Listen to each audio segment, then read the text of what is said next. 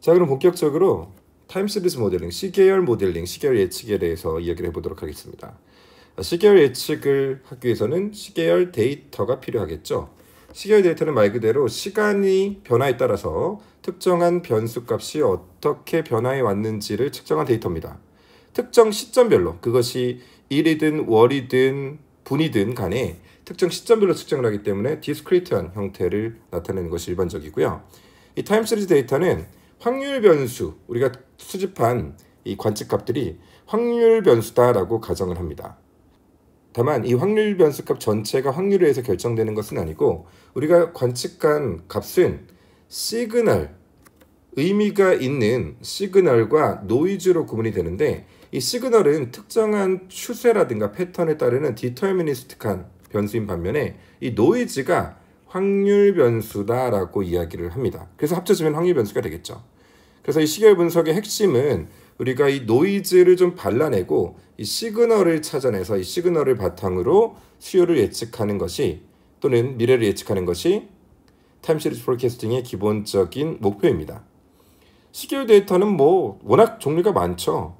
우리가 이번 장의 주제이기도 한 각종 판매 또는 수요 데이터도 있고, 또 주식 데이터, 그 다음에 온도라든가 아니면 에너지 소비율이라든가 교통 또는 각종 거시경제 지표들, GDP라든가 아니면은 고용이라든가 아니면은 인구라든가 이런 것들이 시간에 따라 어떻게 변하는지를 나타낸, 여기 보는 바와 같이 우리가 각 시점별로 이 데이터의 변화를 다양한 형태로 찍어서 볼 수 있습니다. 이것들이 다 시계열 데이터가 되겠죠. 그러면 시계열 예측은 뭐냐? 과거의 데이터, 타임 스탬프들, 각 시점별로, 데이터별로 시점이 찍혀 있고 이 시점들을 바탕으로 미래의 이 값들이 어떻게 될 것인지를 예측하는 것을 우리가 타임 시리즈 포캐스팅이라고 이야기를 합니다. 앞에서도 이야기했지만 이 시계열 예측의 기본 가정, 기본 방식은 다른 외부 변수를 고려하지 않고 하나의 변수만, 즉 이 시계열 데이터, 판매 데이터는 판매 데이터, 또는 온도 데이터면 온도 데이터, GDP라면 GDP 데이터, 이 하나의 데이터만 가지고 분석을 합니다. 그래서 디멘전이 두 개밖에 없어요. 뭐냐면 이 변수값 자체 그리고 타임 인덱스가 있겠죠. 포캐스팅하는 방법은 여러분들이 알고 있는 머신러닝의 슈퍼바이즈드 러닝과 비슷합니다.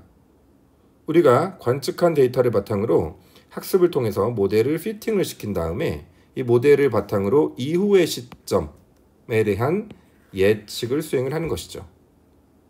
모델을 피팅시키고 데이터를 학습시켜서 모델을 피팅시키고 이걸 바탕으로 예측을 한다.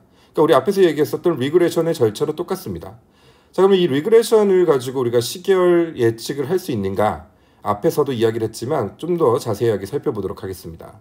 우리 앞에서 봤었던 오디너리 리그레션을 타임 시리즈 데이터에 적용하는 경우에는 비록 타임 시리즈 데이터이긴 했지만 X라는 베리어블과 Y라는 베리어블 두 개가 있었어요. 앞에 사례에서 보면 가처분 소득이 X였고 소비지출 변화율이 Y였죠. 자, 그런데 우리는 지금 한 종류의 변수만 있습니다. 그렇다면 또 하나 우리가 가질 수 있는 변수는 X가 아니라 시간인 T가 되겠죠. 그래서 이 시간이 유일한 프레딕터 베리어블이 됩니다. 그리고 우리가 예측하고자 하는 수요 값이 Y가 되겠죠. 그럼 우리가 이렇게 리그레션식을 만들 수가 있습니다. 여기가 X가 아니라 T로 바뀌었죠. 이런 경우를 우리가 리니어 트렌드 애널리시스라고 이야기를 합니다. 왜냐하면 우리가 심플 리니어 리그레션 썼기 때문에 어쨌든 T에 대해서 선형관계를 가지고 Y 값이 바뀔 거다라고 가정을 한 거죠. 자, 예를 들어서 2001년부터 2016년까지 미국의 치킨 가격에 대한 데이터가 있습니다. 이 데이터에 대해서 이 리니어 트렌드 모델, 심플 리니어 리그레션을 가지고 적용을 해봤더니 이 실제 수요 데이터는 이렇게 변하는데 우리가 선형 회귀 분석을 통해서 이 선을 찾아냈어요. 그랬더니 치킨 값은 마이너스 7131 더하기 3.59 곱하기 시점에 의해서 결정이 된다라는 아주 좋은, 이 정도면 꽤 괜찮은 리그레션 결과라고 볼 수 있겠습니다. 자, 그렇지만 앞에서도 이야기를 한 것처럼 우리가 기본적으로 리그레션을 수행하기 위해서는 이 잔차항이 IID 조건이 성립해야 됩니다. 서로 독립적이고 아이덴티컬리하게 디스트리뷰트 데이터라는 것인데, 우리가 가지고 있는 모든 시계열 데이터는 각 시점별로 서로 코릴레이션이 존재할 수밖에 없어요. 이 시점에서의 치킨 가격과 이 시점의 치킨 가격, 이 시점의 치킨 가격, 이 가격들은 그 안에서 얼마나 증가하고 감소하는 정도지 어쨌든 앞에 시점에 의해서 영향을 받을 수밖에 없습니다. 이러한 상관관계를 우리가 오토 코릴레이션이라고 이야기를 해요. 그러니까 시계열 데이터에서 현재 값과 과거의 값 간의 상관관계를 그냥 코릴레이션이 아니라 오토 코릴레이션이에요. 말 그대로 자동 상관입니다. 자동적으로 상관관계가 있을 수밖에 없다는 거죠.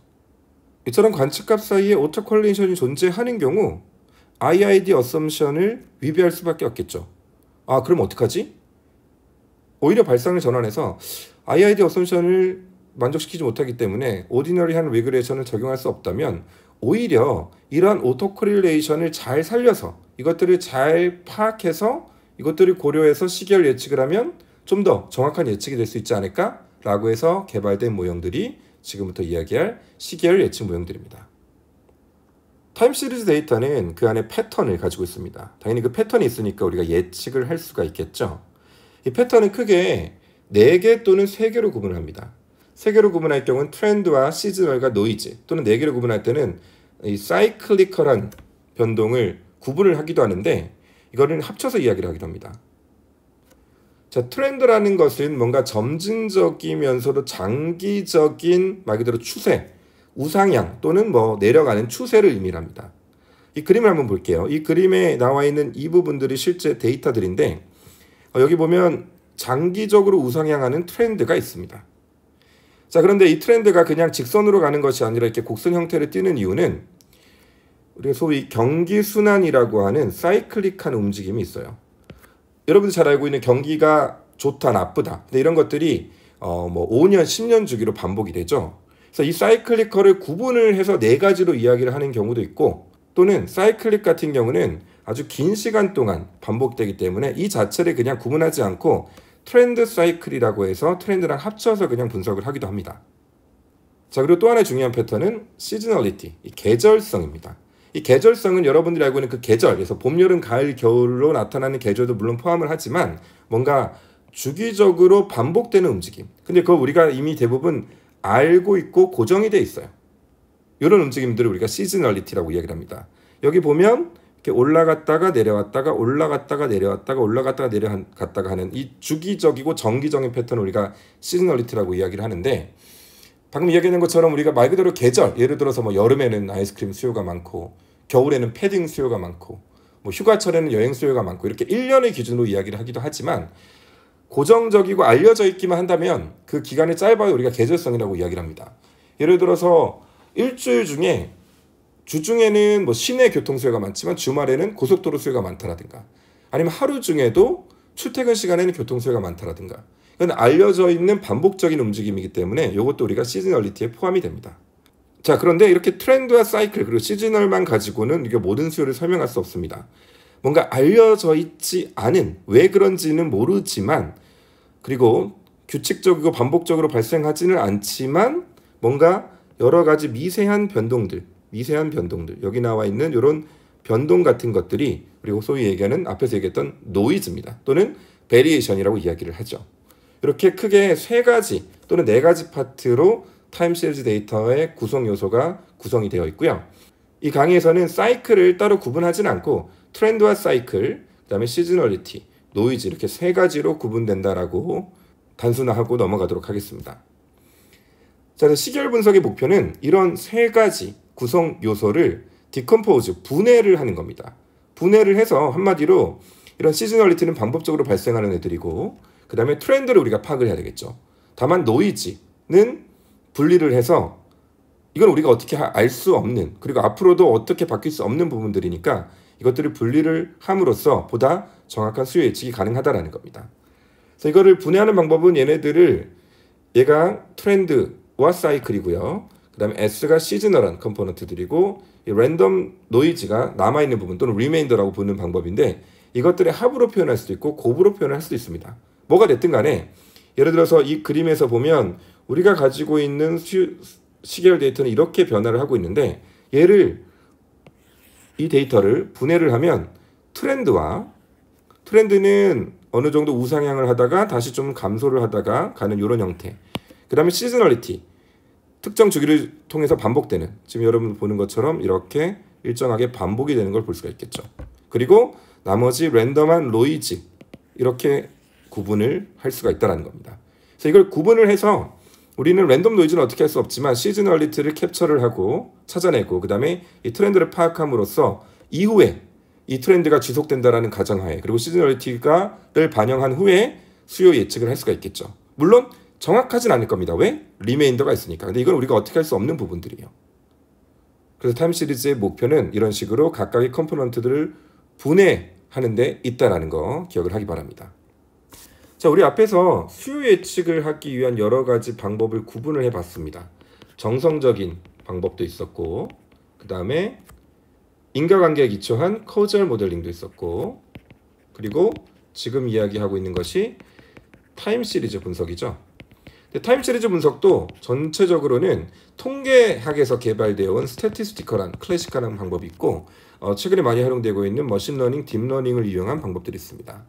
그리고 또 스태티스티컬한 방법에도 두 가지가 있는데요. 바로 지금 이야기할 스무딩 테크닉과 아리마 종류의 모델입니다. 물론 분류하는 방법이 여러 가지가 있는데 이런 식으로 이해하는 것이 가장 간단해서 제가 좀 단순화를 했습니다. 스무딩, 스무드라는 뜻이 뭔지 알죠, 여러분? 뭔가를 이렇게 평탄하게 한다라는 거예요. 평탄하게 하기 위해서는 뭘 해야 되느냐? 우리 앞에서 봤지만 뭔가 랜덤한 베리에이션, 노이즈들을 제거를 하게 되면 트렌드와 시즈널리티만 남겠죠. 그래서 이 패턴을 찾아내기 위해서 노이즈를 제거하고 스무드하게 하는 테크닉들을 스무딩 테크닉이라고 이야기를 합니다. 여러분들이 많이 들어봤을 거예요. 무빙 에버리지, 이동평균법, 그리고 오늘 또 자세하게 다룰 지수평할법, 이런 것들이 이 스무딩 테크닉의 가장 기본적인 예입니다. 이 두 기법은 서로 관계가 없는 것은 아니고요. 무빙 에버리지를 좀 더 정교하게 확장한 것이 익스포넨셜 스무딩이고요. 익스포넨셜 스무딩 역시 트렌드를 아예 고려하지 않는 아주 심플한 방법이 있고 트렌드만 고려하는 더블 익스포넨셜 스무딩이 있고 트렌드와 함께 시즈널리티까지 함께 고려하는 트리플 익스포넨셜 스무딩이 있습니다. 고려하는 요소들이 더 많아질수록 더 복잡해지긴 하겠지만 좀 더 정교한 결과를 낼 수가 있겠죠. 시계열 예측이라든가 수요 예측 과목이 아닌 이상 예를 들어 산업공학에서의 생산관리, SCM 또는 경영학과에서도 그런 과목들이 있지만 그런 과목들에서는 보통 수요 예측 기법으로 여기 스무딩 테크닉까지만 나와요. 근데 실제로는 스무딩 테크닉 자체를 이용을 해서 수요 예측을 실제로 실무에서 하는 경우는 거의 없습니다. 스무딩 테크닉은 어떤 패턴을 보기 위한 하나의 도구일 뿐이고요. 실질적인 수요 예측은 뒤에서 얘기할 아리마 모델을 이용을 하는 것이 일반적입니다. 근데 문제는 이 아리마 모델이 상당히 좀 복잡해요. 매수도 많이 들어가고요. 근데 사실 이 아리마 모델은 대부분의 여러분들이 알고 있는 BI 툴들에 포함이 되어 있습니다. 실제로 해서 여러분들이 데이터 사이언티스트가 아닌 이상 수요 예측을 하기 위해서는 과거 데이터들이 이미 있기 때문에 BI 툴들을 이용해서 몇 번 클릭을 하면 이 아리마 모델을 이용한 수요 예측 결과가 쫙 제시가 됩니다. 하지만 여러분들은 이제 데이터 사이언티스트이기 때문에 기본적으로 이런 모델들이 어떻게 워킹을 하는지 알아야 될 거고 보다 정교한 수요 예측 모델을 만들기 위해서는 이 아리마 모델이 뭔지 정도는 알아야 되기 때문에 이번 강의에 포함을 시켰습니다. 그러다 보니까 사실은 이 사장의 범위가 너무 넓어진 감도 없지 않아 있는데요. 이 아리마 모델이 앞에서 이야기한 대로 뭔가 이 타임 시리즈 데이터에 숨겨져 있는 패턴과 관계를 즉 오토코릴레이션을 명시적으로 반영을 해서 그들의 관계를 하나의 선형 이퀘이션으로 표현하는 모델입니다. 아리마 패밀리라고 한 것이 이 아리마 모델을 만들기 위해서는 AR 모델이라는 것도 있고 MA 모델이라는 것도 있고 이걸 합쳐져서 AR MA 모델도 있고 이것이 확장된 것이 아리마, 그다음에 아리마를 좀 더 확장된 것은 사리마, 아리메스 여러 가지 모델들이 있어요. 근데 사실 이런 모델들은 한 학기 내내 우리가 타임시리즈 포캐스팅이라는 과목이 있다면 자세하게 다룰 수 있긴 하겠지만 이 강의에서는 시계열 분석이 뭐고 어떤 모델들이 있으며 어떤 과정과 어떤 과정을 통해서 시계열 분석이 일어난다, 시계열 분석을 수행할 수 있다라는 것을 보는 것이 목적이기 때문에 자세하게 언급하진 않겠지만 이 모델들이 어떤 구조를 가지고 있고 어떤 과정을 가지고 있는지는 뒤에서 순서대로 하나씩 이야기를 해보도록 하겠습니다. 자, 첫 번째로 다룰 기본 모델은 무빙 에버리지, 이동평균 모델입니다.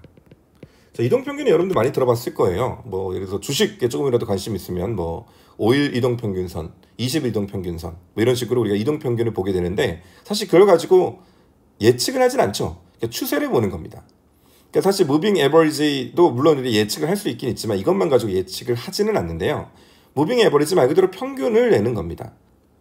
평균을 내되 평균을 우리가 시계열 데이터가 계속 쌓일 때마다 다 평균을 낼 수가 없잖아요. 시계열 데이터가 이렇게 계속 발생을 하게 되면 이걸 다 평균을 내는 것이 아니라 요만큼만 평균을 내고 그 다음에 또 요만큼만 평균을 내고 그 다음에 또 이만큼만 평균을 내고 이렇게 이 윈도우가 움직이기 때문에 이것을 무빙 에버리지 모델이라고 이야기를 합니다. 내용은 간단해요. 가장 최근에 n개의 옵저베이션을 가지고 에버리지를 구한 다음에 그것을 디맨드로 다음 기의 디맨드로 예측을 하는 것이죠. 이 이후 시점의 예측치는 지금까지 주어져 있는 데이터를 가지고 무빙 에버리지한 값이다라는 겁니다. 이 n개의 무빙 에버리지, 그래서 현재 시점을 포함을 해서 이 이전 시점부터 해서 n개 직전 시점까지의 평균을 가지고 그 다음 시점에 수요를 예측한다는 이야기입니다. 자, 밑에 예를 보도록 하겠습니다. 지금 여기 나와 있는 값들이 실제 수요 발생한 수요입니다. 그럼 우리가 예를 들어서 3피리어드 MA를 구한다고 한다면 일단 첫 번째랑 두 번째는 우리가 구할 수가 없을 것이고요. 이 세 번째부터 무빙 에버리지를 구할 수가 있겠죠. 그래서 여기 82는 79와 84와 83을 평균하면 82가 나올 거고, 요거는 우리가 이 시점에서 획득한 무빙 에버리지 LT고요. 요게 그 다음 시점의 예측치로 간다는 이야기겠죠. 그러면 또 그 다음에는 84와 83과 81을 평균을 해서 예측한 값이 무빙 에버리지를 구한 값이 82.7이고 이것이 그 다음 해 예측으로 그 다음 시점의 예측 값으로 결정이 된다는 이야기입니다. 그리고 우리가 실제로 추정한 값과 예측한 값과 실제로 발생한 값의 차이를 바탕으로 에러를 측정을 할 수가 있겠죠. 자, 이런 식으로 쭉 윈도우를 가져오면서 예측을 하게 되고, 지금 우리는 7시점까지 데이터가 있습니다. 7시점에서는 지금 이 데이터를 가지고 무빙 에버리지를 구하면 99가 되고, 이 값이 우리가 모르고 있는 그 다음 시점 8시점의 예측치가 되는 거고요. 근데 우리가 실제로 그 시점에 전에 예측했었던 값은 93이었기 때문에 이 실제 값과 93을 차이로 만든 이 값이 지금 에러로 들어가 있는 거죠. 자, 그러면 만약에 우리는 지금 7시점에 있지만 9시점에 다다음 시점의 값은 어떻게 예측할 것이냐? 그러려면 우리가 그 다음 값을 실제로 알아야 되는데 모르잖아요. 그래서 이 시점 이후의 값은 무조건 다 그냥 99로 예측합니다. 이 시점이 계속 반복된다고 가정하는 거예요. 10에서도 예측값은 99고 11에서도 99라고 예측을 합니다. 그러니까 이 자체로는 사실은 예측 성능 측면에서는 또는 예측 관점에서는 이 무빙 에버리지가 그렇게 널리 쓰이진 않아요. 다만 이런 식으로 스무디링을 통해서 우리가 여러 가지 패턴을 볼 수 있다는 데 장점이 있습니다. 자, 예를 들어서 이 그림을 보면요, 우리가 이 무빙 에버리지를 구함으로써 점점점 이 수요의 변화가 평탄해지는 것을 볼 수 있습니다. 이 무빙 에버리지를 통해서 각 시점에서 발생했던 여러 가지 랜덤 베리에이션들이 사라지기 때문인데요. 예를 들어 여기서는 3년, 5년, 7년, 9년으로 n을 바꿔가면서 무빙 에버리지를 구했습니다. 일단 3년만 해도 원래 수요, 회색으로 나와 있는 원래 수요에 비해서는 훨씬 더 평탄해졌고, 5년, 7년, 9년으로 갈수록 거의 9년에서는 선형적인 트렌드가 발견이 되는 걸 볼 수 있죠. 자, 그래서 n의 값이 커질수록 훨씬 더 평탄한 커브를 얻을 수가 있습니다.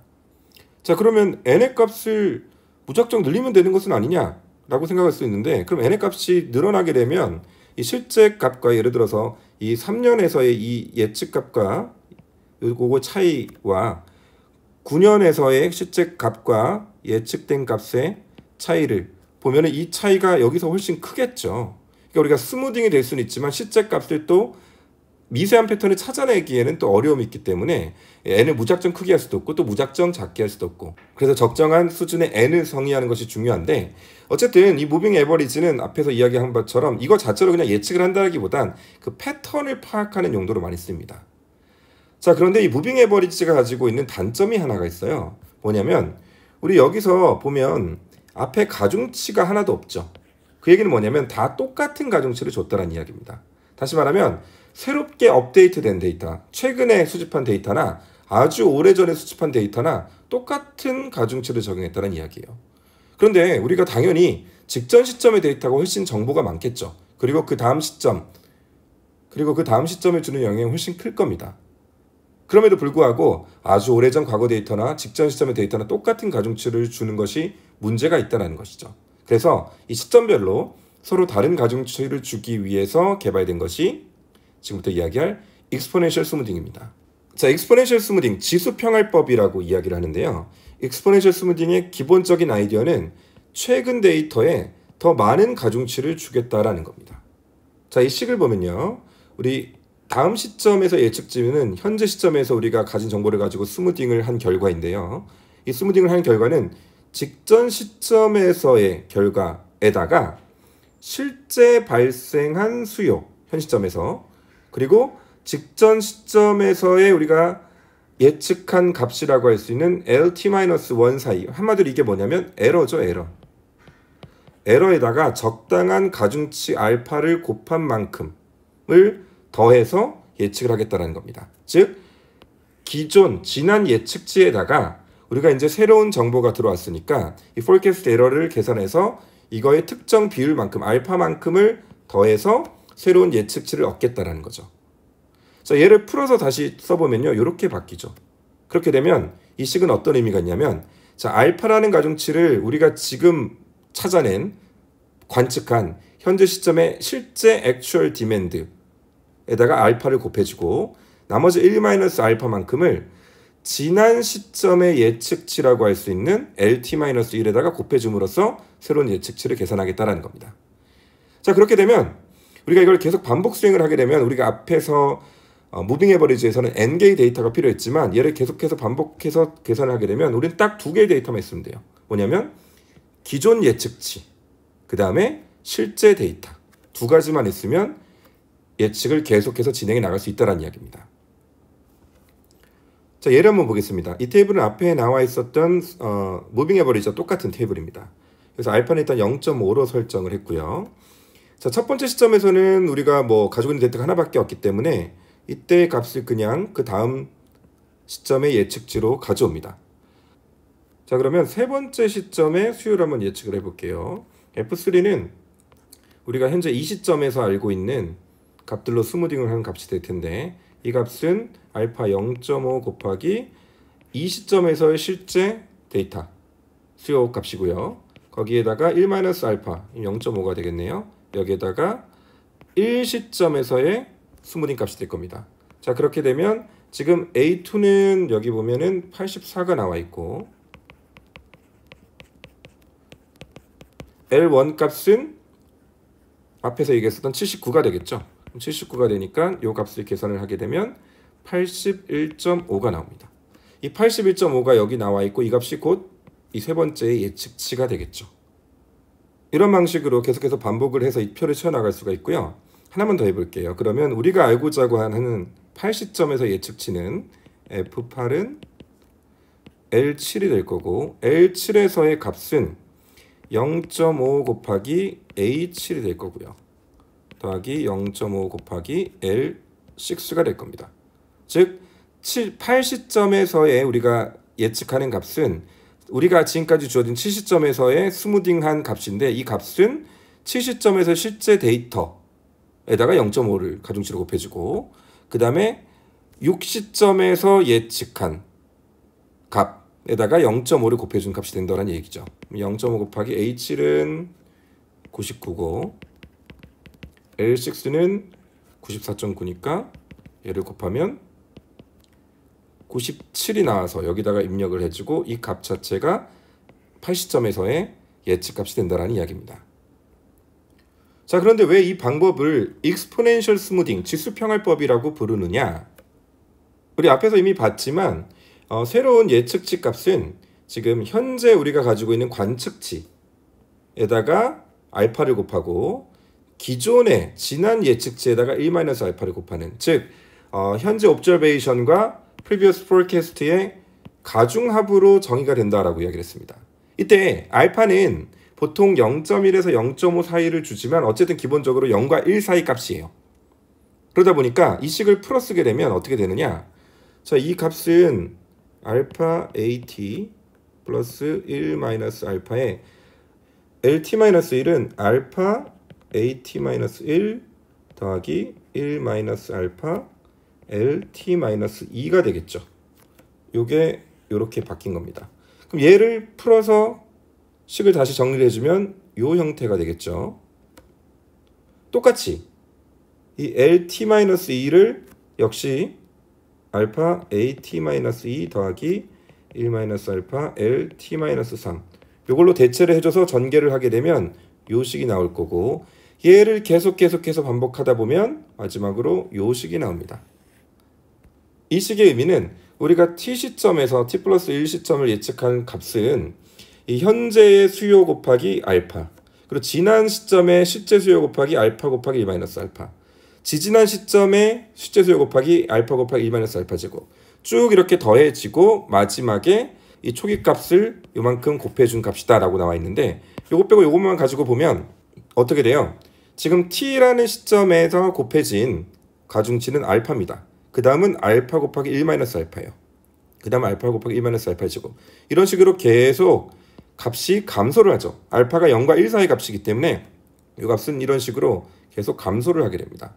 이렇게 보면 이 가중치가 지수적으로 감소를 하는 거죠. 즉 과거로 갈수록 가중치가 지수적으로 감소를 합니다. 거꾸로 이야기를 하면 가까이 올수록 가중치가 지수적으로 증가를 하는 거죠. 그래서 이 방법을 익스포넨셜 스무딩이라고 이야기를 하게 됩니다. 앞에서 얘기했던 대로 무빙 에버리지는 이 모든 시점 AT, AT-1, AT-AT-3의 똑같은 가중치를 줬지만 이 익스포넨셜 스무딩에서는 가까운 관측치에다가 더 높은 가중치를 주는 것이 가장 큰 차이다라고 생각을 하면 되겠습니다. 자, 우리가 지금까지 얘기했던 익스포넨셜 스무딩은 트렌드를 전혀 고려하지 않은 아주 심플한 방법이었습니다. 하지만 앞에서 이야기했던 것처럼 우리 이 타임 시리즈 포캐스팅의 목적은 주어진 데이터에서 트렌드를 발라내고 또 시즈널리티를 발라내는 것이 중요하다고 이야기를 했는데요. 그래서 일단은 시즈널리티까지 가진 않고 트렌드만 먼저 고려한 모델을 개발한 것이 더블 익스포넨셜 스무딩입니다. 이 더블 익스포넨셜 스무딩은 트렌드가 들어갔으니까 트렌드에 대한 식이 하나 더 추가가 됐는데 앞에 것과 상당히 유사합니다. 어떤 차이가 있는지만 보면요. 자, 다시 돌아가서 앞에 심플 익스포넨셜 스무딩에서는 우리 LT의 값을 실제 발생한 디맨드의 알파를 곱해주고 지난 예측치에다가 1-알파를 곱해줬습니다. 자, 로직은 비슷한데요. 여기 뭐가 추가됐냐면 LT 값에 뒤에 LT-1 값, 즉 지난 예측치만 들어간 것이 아니라 트렌드에 대한 텀이 추가가 되었죠. 그러니까 트렌드라는 것은 이게 음이든 양이든 간에 지속적으로 조금씩 증가하는 부분들이 있기 때문에 해당되는 텀을 더해서 LT 값을 정의를 해준 겁니다. 그러면 트렌드는 또 어떻게 정의를 하느냐? 역시 앞의 식을 다시 보도록 하겠습니다. 이 LT 값을 보면 실제 발생한 수요 그리고 지난 예측치를 알파와 1-알파를 곱해서 가중합을 해준 겁니다. 트렌드 역시 유사하게 정의가 되는데 여기 새롭게 베타라는 새로운 스무딩 파라미터가 들어오죠. 베타라는 새로운 파라미터를 도입해서 T시점의 트렌드는 지난 트렌드 예측치에다가 1-베타를 곱합니다. 그리고 베타에다가 원래는 실제 관측된 수요였죠. 여기서는 실제 관측된 트렌드라고 할 수 있는 LT에서 LT-1을 뺀 이 차이가 여기에 곱해지는 거죠. 그리고 최종적인 예측치는 LT 값과 트렌드 값을 더해서 계산을 하게 됩니다. 다시 예를 들어 보도록 하겠습니다. 자, 똑같은 실제 발생한 수요 데이터인데요. 여기서는 알파는 0.5, 베타는 0.3으로 정의를 했습니다. 그리고 1시점에서는 스무디드 레벨이 똑같이 수요 79고 여기서는 0입니다. 자, 그러면 L2를 한번 구해 볼게요. L2는 0.5 곱하기 A2 더하기 0.5 곱하기 L1 더하기 T1이 될 겁니다. 그러면 A2는 지금 84고 0.5에다가 L1 값은 79, T1은 아직 트렌드가 0이기 때문에 그냥 79 더하기 0 이렇게 계산을 하게 되면 81.5가 나오죠. 여기는 81.5 값입니다. 자, 그 다음에 T2를 구해보면 T2는 베타가 0.3이라고 했으니까 0.3 곱하기 L2 빼기 L1 더하기 0.7 곱하기 T1이 되겠죠.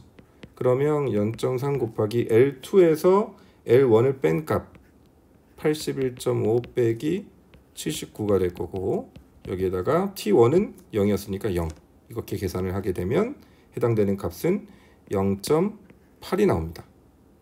사실 정확하게는 아마 0.75인가 나올 거예요. 근데 지금 이거 소수점 한 자리로 반올림했기 때문에 0.8이 된 거고. 그래서 세 번째 시점에서의 예측값은 L2와 T2를 더해서 81.5와 0.8을 더해서 82.3 이렇게 예측이 되었습니다. 같은 방법으로 여러분들 이 8시점에서의 103.3이 나오는지를 한번 직접 확인을 해보기 바랍니다. 이번에는 트렌드와 함께 시즈널리티까지 고려하는 모델, 즉 트리플 익스포넨셜 스무딩 모델이 있습니다. 여러 가지 모델들이 있는데 가장 유명한 모델은 홀트-윈터스 멀티플리케이티브 메서드입니다. 앞에서 사실 우리가 방법이 이거 분해를 하는 방법이 애디티브 하는 방법과 멀티플리케이티브한 방법이 두 가지가 있다고 했는데 이 경우는 이제 멀티플리케이티브한 방법이고요.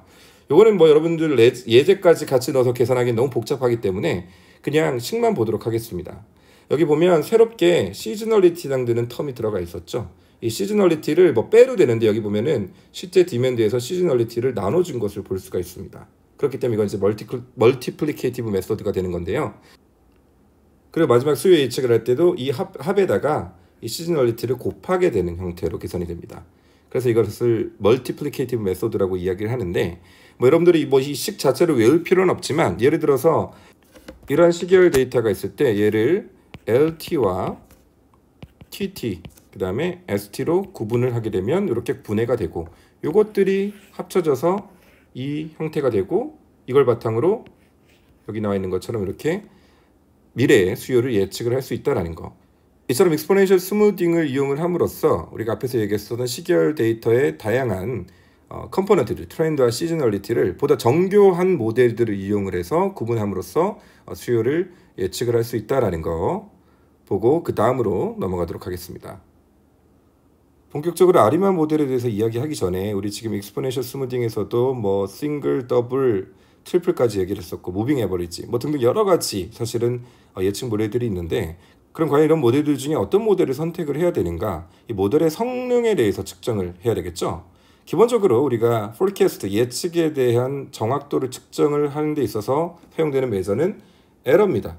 우리가 실제로 관측한 값에서 예측된 값을 뺨으로써 우리가 에러를 측정을 하게 되는데 이 에러는 포지티브일 수도 있고 네거티브일 수도 있기 때문에 이거를 단순히 더하면 안 되겠죠. 이 에러들은 각각의 데이터 포인트별로 측정이 되기 때문에 전체적인 모델의 성능, 예측의 성능을 측정을 하려면 이 에러들을 종합을 해야 되는데 단순하게 더하게 되면 문제가 있기 때문에 보통 우리가 다음에 나오는 이 세 가지 형태의 매트릭을 활용을 하게 됩니다. 민 스퀘어드 에러는 말 그대로 에러들을 제곱한 다음에 n으로 나눠져서 평균을 구한 것이 될 거고 제곱을 하는 대신에 절대값을 씌워서 평균을 구한 것이 mean absolute deviation, MAD가 됩니다.